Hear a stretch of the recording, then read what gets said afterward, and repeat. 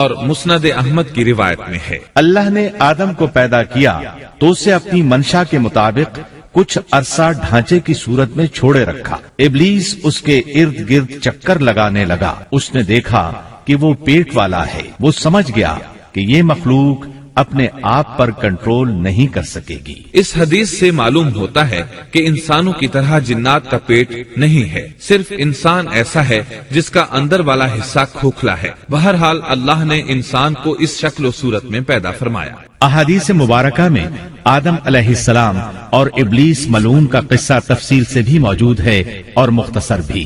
مثلا تفسیر تبری میں سیدنا عبداللہ بن عباس رضی اللہ عنہما سے روایت ہے، اللہ تعالیٰ نے آدم علیہ السلام کی مٹی کا حکم دیا، مٹی لائی گئی۔ اللہ تعالیٰ نے آدم علیہ السلام کو لیسدار اور بدبودار سیاہ مٹی سے پیدا فرمایا، اور یہ کام اللہ نے اپنے مبارک ہاتھوں سے کیا۔ آدم 40 راتیں مجسمے کی صورت میں پڑے رہے، جسم موجود تھا لیکن روح نہیں تھی۔ ابلیس آتا، اس ڈھانچے کو ٹھوکر لگاتا تو جسم سے ایسی آواز نکلتی جیسے خالی مٹکے پر ہاتھ مارنے سے نکلتی ہے۔ اسی لیے اللہ نے بھی فرمایا ہے کہ وہ کھنکھناتی مٹی سے پیدا کیے گئے۔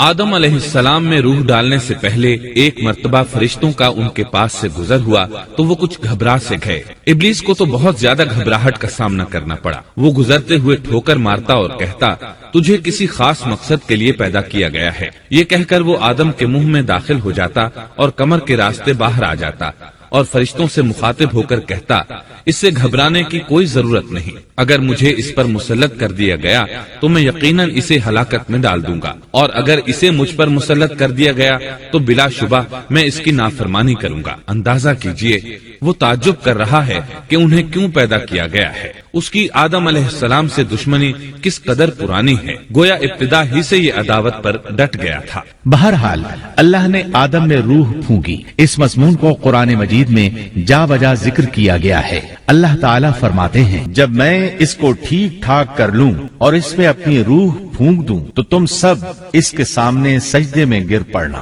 ایک اور جگہ فرمایا، اللہ تعالیٰ کے نزدیک عیسیٰ علیہ السلام کی مثال ہو بہو آدم علیہ السلام کی مثال ہے۔ اللہ نے انہیں مٹی سے بنا کر کہا، ہو جا، وہ ہو گئے۔ اللہ نے آدم علیہ السلام کو مٹی سے پیدا کیا، اپنے ہاتھوں سے بنایا، پھر اس میں روح پھونکی۔ اس کا مفصل بیان احادیث میں موجود ہے۔ جب ان میں روح پھونکی گئی اور ابتدا میں روح جیسے ہی سر کے اندر داخل ہوئی، آدم علیہ السلام کو چھینک آ گئی۔ فرشتوں نے آدم علیہ السلام سے کہا، الحمدللہ کہیے۔ انہوں نے کہہ دیا۔